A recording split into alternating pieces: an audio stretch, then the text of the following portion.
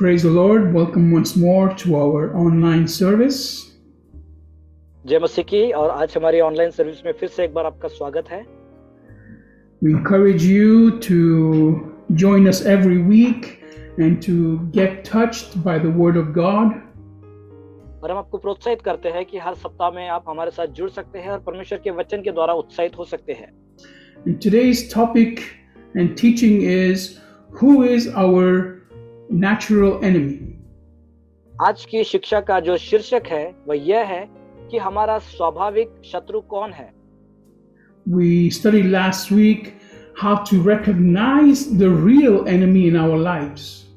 और पिछले सप्ताह हमने अध्ययन किया था कि हमारे जीवन का जो असली शत्रु है वह कौन है, उसको कैसे समझे।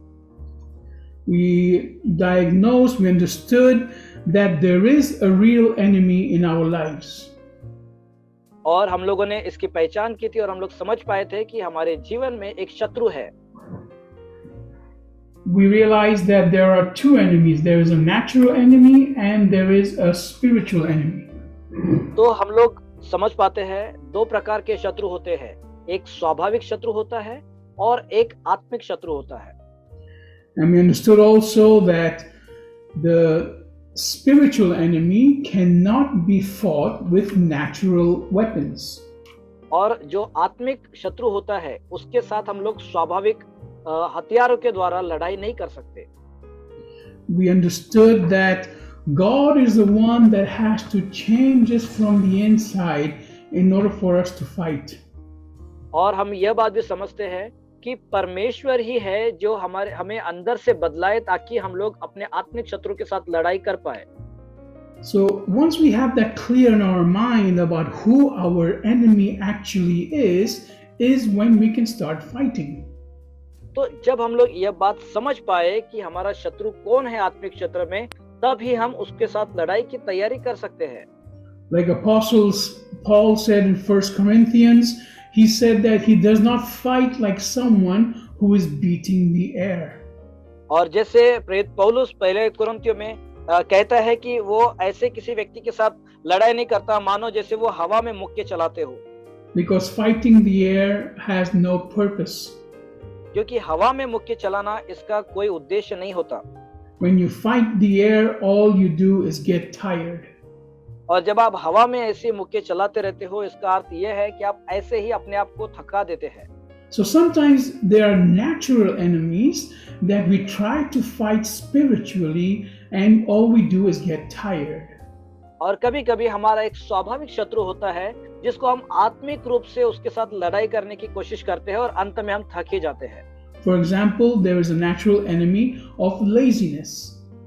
और उदाहरण के लिए मानो एक आपका स्वाभाविक शत्रु है जो आलसपन है। Means you really cannot be bothered to do anything right. और जिसका अर्थ यह है कि आप जो है कोई भी चीज है उसके विषय में चिंतित नहीं होते हैं। You're lazy for work. और आप अपने कामों के लिए बहुत ही आलसी हो जाते हो। You're lazy for your studies. और अपने पढ़ाई के लिए आप आलसी बन जाते हो। And then you pray to God for a promotion.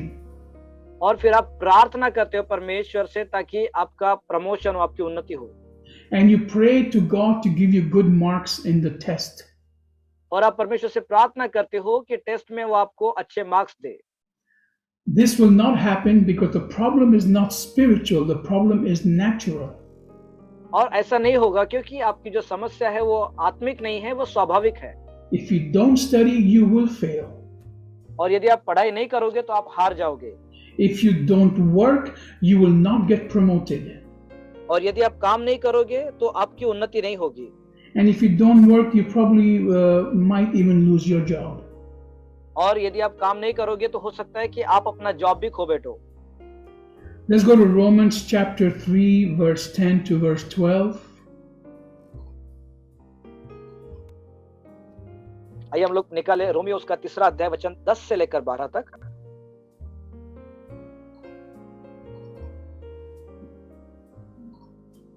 Let's go to Romans chapter 3. Let's see.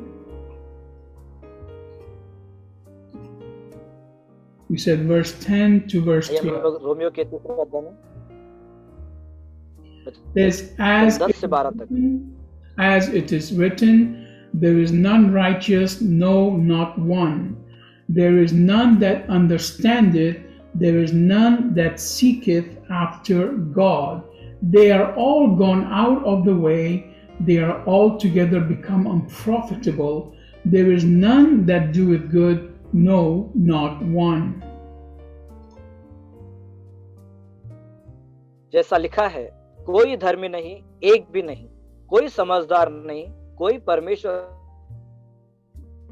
का खोजने वाला नहीं। सब भटक गए हैं, सब के सब निकम्मे बन गए हैं, कोई भलाई करने वाला नहीं, एक भी नहीं। Now, this is the true nature of our fallen state. तो हमारे जो है दरअसल की जो हमारी अवस्था है उसका सही स्वभाव यह है। So we are actually people that do not naturally want to follow God. और हम लोग एक ऐसे लोग हैं जो स्वाभाविकता से परमेश्वर को नहीं चाहते। We have all sinned. हम सब ने पाप किया है। We don't have the fear of God. और हमें परमेश्वर का भय नहीं है। And because we don't have the fear of God, we don't have the wisdom of God. और क्योंकि हमें परमेश्वर का भय नहीं होता, इसलिए हमारे पास परमेश्वर की बुद्धि भी नहीं होती। So very clearly, our most important enemy is ourselves. तो बहुत ही स्पष्ट रूप से हमारा जो सबसे बड़ा शत्रु है वह हम खुद ही होते हैं। Now there are certain things that we have to recognize in the natural that are our enemies. तो हमारे स्वाभाविकता में कुछ ऐसी बातें हैं जो हमें जरूरत है कि हम समझे, जैसे हमारे कुछ शत्रु है। Now we said we can be lazy. जैसे अभी हमने बात किया कि हम लोग हो सकते कभी आलसी हो सकते हैं। We can be people that have a short temper. या फिर हम ऐसे भी लोग हो सकते हैं जिसको जल्दी से गुस्सा आता है। We are people that maybe have no patience. या फिर हम लोग धीरज न धरने वाले लोग होंगे। There are many things that are our problem in the natural that we cannot fight in the spiritual. तो ऐसी बहुत सी बातें हैं जो हमारे स्वाभाविकता के समस्या के साथ जुड़ी है और उसका आत्मिक समस्या के साथ कोई लेना देना नहीं। Now, I'm not saying that spiritually we cannot fight them. What I'm trying to say is that you have to recognize that the problem is first in the natural. और मैं ये नहीं कहता हूँ कि आत्मिक तौर से हम उसके साथ लड़ाई नहीं कर सकते, लेकिन सबसे पहले आपको समझने की आवश्यकता है उसको स्वाभाविकता में। Because once we recognize what the problem is, then we can ask God to help us. क्योंकि सबसे पहले जरूरत है कि हमारी समस्या क्या है ये समझे, उसके बाद हम परमेश्वर से प्रार्थना करें। The more we go into counseling families and couples and young children, the more I notice the problem. जितने ज्यादा हम लोग परिवार में या बच्चों में या फिर सलाह मशवरा करने में, उनको सुधारने की बातें करने में जाते हैं, उतने ज्यादा हम लोग समस्याओं में गिर जाते हैं। And I have understood one very common thing in all these people that have problems. और इन सब प्रकार के समस्याओं में मैंने एक बात समझ लिया है, सीखा है, is that they all make mistakes that are common sense that should not be made. और हम सब जो है गलतियां करते हैं और कुछ ऐसी गलतियां भी है जो हमने नहीं करनी चाहिए थी। Even inside the church, there are so many families that have done things so wrong that even the people that are not believers of Christ will not do.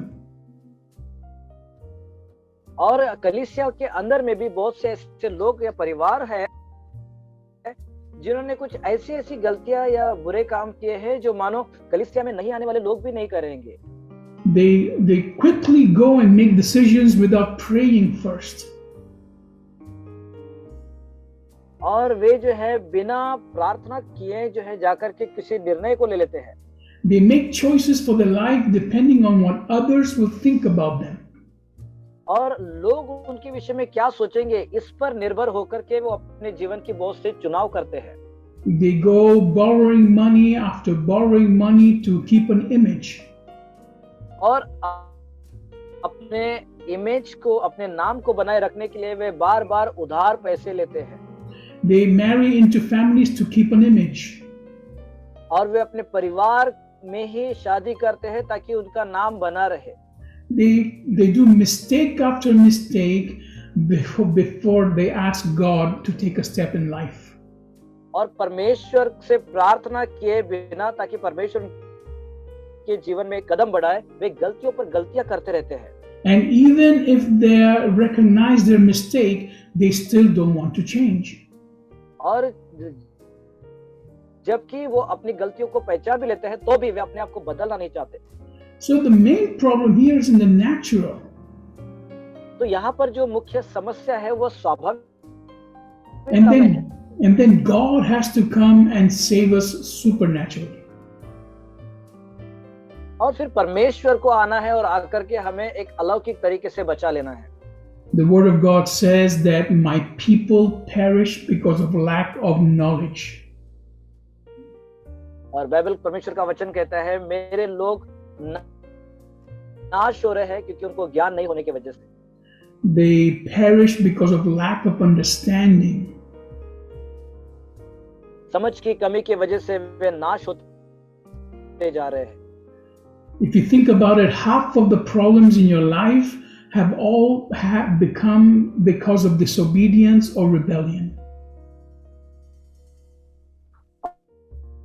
और यदि आप देखो कि आपके जीवन की आधे से भी ज्यादा जो समस्या है वे आज्ञा पालन न करने की वजह से, बलवा करने की वजह से है। You have disobeyed your parents. आपने अपने माता पिता की आज्ञा का उल्लंघन किया। You have disobeyed your pastor. आपने अपने पासबान का आज्ञा का उल्लंघन किया। And you have disobeyed God. और आपने परमेश्वर का भी आज्ञा का उल्लंघन किया है। Now, in my own life, I have had the same problems. और मेरे जीवन में भी मैंने ऐसी ही समस्या की है। Most of the problems I am facing in life now is because of my disobedience. और बहुत सी मेरे जीवन में जो समस्याओं का मैं सामना आज कर रहा हूँ वो मेरे आज्ञा का उल्लंघन करने की वजह से है। It had nothing to do with Satan. और इसका शैतान के साथ कोई लेना देना नहीं है। It was what I wanted to do and because of my selfish desires. और यह इसीलिए हुआ क्योंकि मैं यह करना चाहता था और यह मेरे स्वार्थी इच्छा की वजह से है। So we read in Romans chapter 3, if you read that chapter, it gives you clearly a list of how fallen we are. और आज हमने रोमियो उसके 3 अध्याय में से वचन को पढ़ा है। यदि आप उसको सही से पढ़ो और समझो तो आप एक सूची बना सकते हो कि हम कितने अलग रीति से गिरे हुए हैं। And because we are fallen, that is why it is hard for us to receive God into our hearts. और क्योंकि हम लोग गिरे हुए हैं या फिर पापी हैं, इसीलिए कितना कठिन है हमारे लिए ताकि हम परमेश्वर को स्वीकार कर पाए। That's why Jesus Christ had to come and give his blood to save us. और इसलिए यीशु मसीह को आना पड़ा ताकि वो हमारे लिए लहू बहाए और हमको बचाए। And because of that work on the cross, we can become born again and have a new nature. और उसी के वजह से हम जो है जो कलवरी के क्रूस के वजह से हम लोग नए जन्म का अनुभव ले सकते हैं। And then we have a new nature. और हमें एक नया स्वभाव आता है। And in that new nature we can now please God. और उस नए स्वभाव के द्वारा हम परमेश्वर को अब प्रसन्न कर सकते हैं। With that new nature now we can obey God. और उस नए स्वभाव के द्वारा हम अब परमेश्वर की आज्ञा का पालन कर सकते हैं। With that new nature now we can fight in the natural and be victorious. और उस नए स्वभाव के द्वारा अब हम लोग स्वाभाविकता में भी हम लड़ाई कर सकते हैं और उस पर विजय प्राप्त कर सकते हैं। And with that new nature now, we also have authority in the spiritual. और उस नए स्वभाव के द्वारा ही आज हमारा आत्मिकता में भी एक अधिकार बना होता है। You see, when we separated from God because of our sins, देखिए, जब हम लोग हमारे पाप की वजह से परमेश्वर से अलग हो गए थे, तब we lost our innocence. हम अब हमारी मासूमियता या निष्पाप का जो स्वभाव है वो निकल गया था। We became slaves to sin. और हम पाप के गुलाम बन गए थे। And all of a sudden, we just felt guilty all the time. और हम लोग जो है अचानक से हर समय दोषी अपने आप को समझने लगे। Our nature was bound to rebel against God. और हमारा जो स्वभाव है वो परमेश्वर के विरुद्ध में बलवा करने के लिए ऐसे बंधन में आ गया था। The first generation after Adam and Eve, we saw how Cain killed his brother Abel. और आदम और हवा की जो पहली ही पीढ़ी थी, वहां पर हम देखते हैं कि कैसे कैन ने अपने भाई को खून किया। There we saw anger and jealousy. वहां पर हम देखते हैं गुस्से को और जलन को। Nobody taught them that. और किसी ने भी उनको रोका नहीं वहां पर। But the nature was fallen and it was natural to kill. लेकिन उनका स्वभाव जो है वो गिरा हुआ था और वे इसीलिए पाप कर बैठे, हत्या कर बैठे। Let's go to Genesis chapter 6. आइए हम लोग उत्पत्ति उसके 6वें अध्याय में आए। Here we have the story of the flood. और यहाँ पर हम जल प्रलय की कहानी को पढ़ते हैं। And here we see in Genesis chapter 6 verse 5 and 6 what God says. और जब हम लोग उत्पत्ति 6वें अध्याय उसके वचन 5 में और 6 में पढ़ते हैं कि परमेश्वर क्या कहते हैं, तो says the Lord saw that human evil was growing more and more throughout the earth, with every inclination of people's thoughts becoming only evil and on a continuous basis. Then the Lord regretted that he had made human beings on the earth, and he was deeply grieved about that. यहोवा ने देखा कि मनुष्य की बुराई पृथ्वी पर बढ़ गई है और उनके मन के विचार में जो कुछ उत्पन्न होता है वह निरंतर बुरा ही होता है, और यहोवा पृथ्वी पर मनुष्य को बनाने से पछताया और वह मन में अति खेदित हुआ। So very clearly here it says that human evil was growing more and more, and the thoughts of men were only to do evil things. और बहुत स्पष्ट रूप से यहाँ पर लिखा हुआ था कि मनुष्य की बुराई पृथ्वी पर बढ़ती और बढ़ती ही गई और उनके मन के विचार में जो कुछ उत्पन्न होता था वह निरंतर बुरा ही होता था। And because of this, God decided to destroy the whole earth and destroy the whole of humanity. और इसके कारण परमेश्वर ने निर्णय लिया कि वो संपूर्ण पृथ्वी को नाश कर देगा और संपूर्ण संसार मनुष्य को उसने नाश कर दिया। God created us with a plan to love Him and be in His presence. परमेश्वर ने हमें एक योजना के तहत बनाया था और उसकी योजना यह थी कि हम उससे प्रेम करें और उसकी उपस्थिति में बने रहे। When God was finished making the world and making Adam and Eve, He said, "It is good."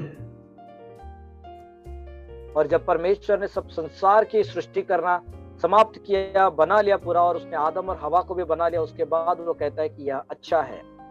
But then we rebelled because He gave us the choice in the natural to either be with Him or to be against Him. और लेकिन हमने उसका बलवा किया इसलिए क्योंकि हमने चुनाव जब परमेश्वर ने हमें दिया ताकि हम उसके साथ रहे या उसके विरोध हो जाए, उससे बलवा करें या उसके इच्छा का पालन करें, इसके वजह से हम लोगों ने गलत काम किया है। We have the choice to either follow our natural instincts or to follow our spiritual instincts.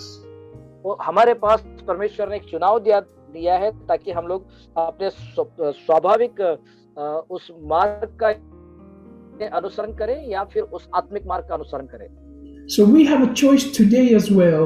Should we follow things in the natural or should we follow things in the spiritual? परमेश्वर ने आज भी हमें वो चुनाव दे करके रखा है कि हम आत्मिक बातों का अनुसरण करें या फिर स्वाभाविक बातों का अनुसरण करें। When God left us on our own, all we did was to rebel. Sorry. When God left us on our own, all we did was to rebel. और जब परमेश्वर ने हमें अपनी स्वयं इच्छा पर छोड़ दिया तो हमने जो किया वो यही है कि हम उसके विरोध में बलवा कर उठे। No one had to teach us how to rebel against God. और किसी ने भी आपको सिखाने की आवश्यकता नहीं है कि परमेश्वर के विरोध में बलवा कैसे करें। That's why at that moment God decided to destroy the whole of humanity and only Noah and his family were saved. और इसीलिए उस समय परमेश्वर ने निर्णय लिया कि वो संपूर्ण मनुष्य जाति को नाश करे, लेकिन सोचा था उन्होंने निर्णय लिया कि नोहा और उसके परिवार को ही बचाए। So learn to recognize your natural enemy. तो इसलिए यह जरूरी है कि हम सीखें कि हम पहचाने अपने स्वाभाविक शत्रु को। And learn to recognize that you are your biggest enemy. और यह बात भी सीखे और समझे कि हम ये अपने स्वयं के बहुत बड़े शत्रु हैं। If you are a follower of Christ and you have become lazy in your walk, यदि आप मसीह के अनुसरण करने वाले व्यक्ति हैं और अपने काम में आलसी हो गए then it is not the fault of Satan. तो फिर यह शैतान की गलती नहीं है। It is your own fault for being lazy. तो यह आपका खुद का ही गलती है, आप लेजी, आप आलसी बने हैं। Because the moment you surrender to Jesus Christ, you are no longer a slave to Satan. क्योंकि जिस समय आप अपना जीवन परमेश्वर के हाथ में समर्पण कर देते हैं, तब से आप शैतान के बिल्कुल भी गुलाम नहीं रहते। He can influence you and he can oppress you, but he cannot possess you. वह जो है आपको उत्साहित कर सकता है या फिर आपको निराश भी कर सकता है, लेकिन वह आपको possess. He cannot become your owner. लेकिन वह आपके जीवन पर अधिकार नहीं कर सकता। Because your owner is now Jesus Christ. क्योंकि आपका जो अधिकारी है वह सिर्फ यीशु मसीह ही है। Jesus Christ is now your master and he has set you free from your natural state. यीशु मसीह अब आपका स्वामी है और उसने आपको आपके स्वाभाविक स्तर में से छुड़ा लिया है। In the Bible we read about the good shepherd. Bible में हम लोग एक अच्छे चरवाहे के विषय में पढ़ते हैं। And we read about how the good shepherd leaves the 99 sheep to go and look for the lost sheep. और कैसे एक अच्छा चरवाहा अपने उस 99 भेड़ों को सही रीति से अगुवाई करके रखता है और फिर एक उस खोई हुई भेड़ को ढूंढने के लिए जाता है। So if one of his sheep is lost, he will leave the 99 and go looking for that one sheep. तो वह जो है अच्छा चरवाहा उस 99 भेड़ों को एक जगह पर रख के अपने एक भीड़ को ढूंढने के लिए जाता है। So that one lost sheep is one that has wandered away from the flock. तो वह जो एक भीड़ है, वो जो एक खोई हुई भेड़ है, वह भेड़ है जो उस झुंड से हटकर अलग निकल गई थी। It is a sheep that does not know how to get back to the shepherd. और उस भेड़ को नहीं पता कि कैसे अपने चरवाहे के पास वापस आ सके। He does not know the way back home. उसे वापस आने का मार्ग नहीं पता। But if you know how to go back to Jesus and how to get back home, you are not a lost sheep. लेकिन यदि आपको मालूम है कि कैसे आप यीशु मसीह के पास जाए या फिर कैसे अपने घर वापस आए, तो आप एक खोई हुई भेड़ नहीं है। So Christ is not going to come chasing after you if you decide to leave. और मसीह जो है आपके पीछे जो है ऐसे ही नहीं आने वाला है ढूंढते हुए, Because you are not lost. क्योंकि आप खोए हुए नहीं हो। You know how to get back to him. आपको मालूम है कि कैसे वापस उसके पास आ जाना है। You know what things you are doing wrong. आप जानते हो कि आप कौन सी गलतियां कर रहे हो, And you know how to stop. और आपको यह भी मालूम है कि इसे कैसे रोके।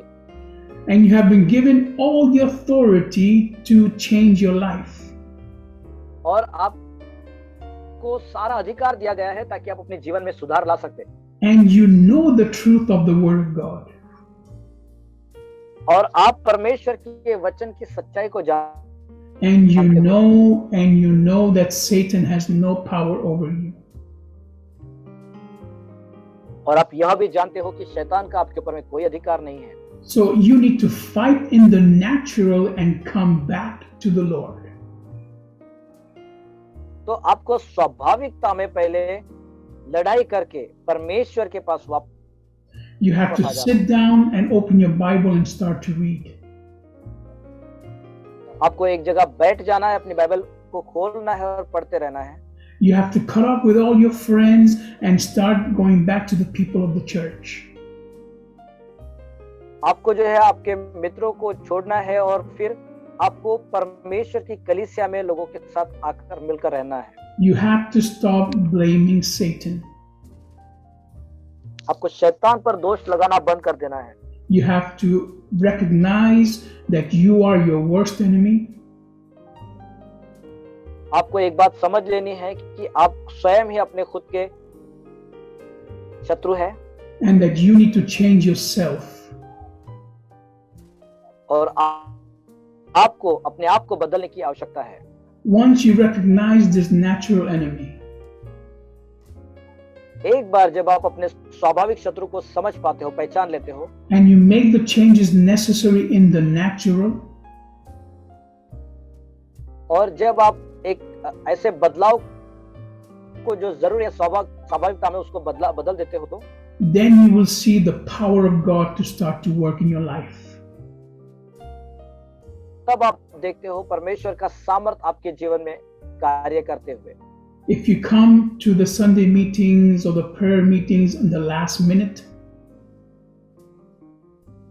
लेकिन अगर यदि आप कलीसिया में या फिर रविवार की आराधना भक्ति में अंतिम समय में समाप्त होने के समय में आते हो, तो then you are losing the battle in the natural,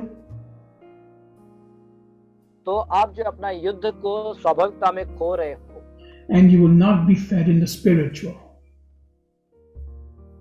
और आत्मिकता में भी जो है आपकी भरपूरी या फिर आप खा या भोजन नहीं कर सकते। So if you get only one thing from this whole message, तो यदि संपूर्ण संदेश में से आपको एक बात मिल गई, तो is that you need to fight yourself first. तो वो यही है कि सबसे पहले आपको अपने आप के साथ लड़ाई कर लेनी है। That you are your worst enemy. क्योंकि आप खुद ही अपने आप के सबसे बड़े शत्रु हैं। You need to become disciplined in the natural. आपको स्वाभाविकता में एक अनुशासित व्यक्ति बनना है। And then God will bless everything you are doing. और फिर उसके बाद आप जो कुछ भी कर रहे हो उन सभी को परमेश्वर आशीष देंगे। Don't fight with your parents. अपने माता पिताओं के साथ लड़ाई मत करो। Don't fight with your children. अपने बच्चों के साथ लड़ाई मत करो। Don't fight with your spouse. अपने जीवन साथी के साथ लड़ाई मत करो। Don't fight with your boss. अपने बॉस के साथ, अपने मालिक के साथ लड़ाई मत करो। The problem is with you. समस्या जो है आप में ही है। When you fight with yourself and you win that battle, क्या आप अपने आप के साथ लड़ाई करके कभी उस युद्ध को जीते हो क्या? then you will conquer every area of your life. यदि हाँ, तो फिर आप अपने जीवन के हर एक क्षेत्र के युद्ध में आप विजय हो सकते हैं। And because we are under Jesus Christ, और क्योंकि हम यीशु मसीह के अधीन हैं, इसलिए you will prosper in everything you do.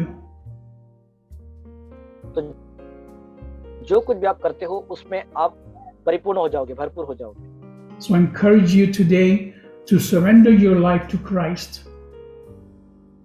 तो मैं आप सभी को उत्साहित करता हूँ आज कि आप अपने जीवन को यीशु मसीह को समर्पित करें। If you want to first defeat the natural enemy, और यदि आप पहले अपने जीवन के स्वाभाविक शत्रु को हराना चाहते हैं, तो you have to do it also through Jesus Christ. तो आपको यह कार्य जो है वो यीशु मसीह के द्वारा करना है, Because He will prosper everything that you do because you submit to Him. और क्योंकि आप उसे समर्पण करते हैं, इसीलिए जो कुछ भी आप करते हो वो उसके द्वारा करते हो। And once your physical strength is no longer capable of doing what needs to be done, और आपकी जो शारीरिक बल है वह जो है चीजों को करने के लिए काफी नहीं होती है, then Jesus will step in and take over. तब यीशु मसीह आते हैं और वो आगे का कार्य। But you have to take the first step. लेकिन आपको पहला कदम उठाना जरूरी है। The Word of God says, "Draw near unto me, and I will draw near unto you." परमेश्वर का वचन कहता है कि तुम मेरे निकट आओ तो मैं भी तुम्हारे निकट आऊंगा। When you choose to do the right thing, God will run towards you. जब आप अच्छा काम करने का चुनाव करते हो तो परमेश्वर आपकी ओर दौड़ कर आते हैं, Because God wants the best for you. क्योंकि परमेश्वर आपके लिए उत्तम बात चाहते हैं। Jesus died on the cross to give you life and life in abundance. यीशु मसीह कलवरी के क्रूस पर मरे हैं आपके लिए ताकि आपको जीवन दे और बहुतायत का जीवन दे। Don't waste this opportunity today.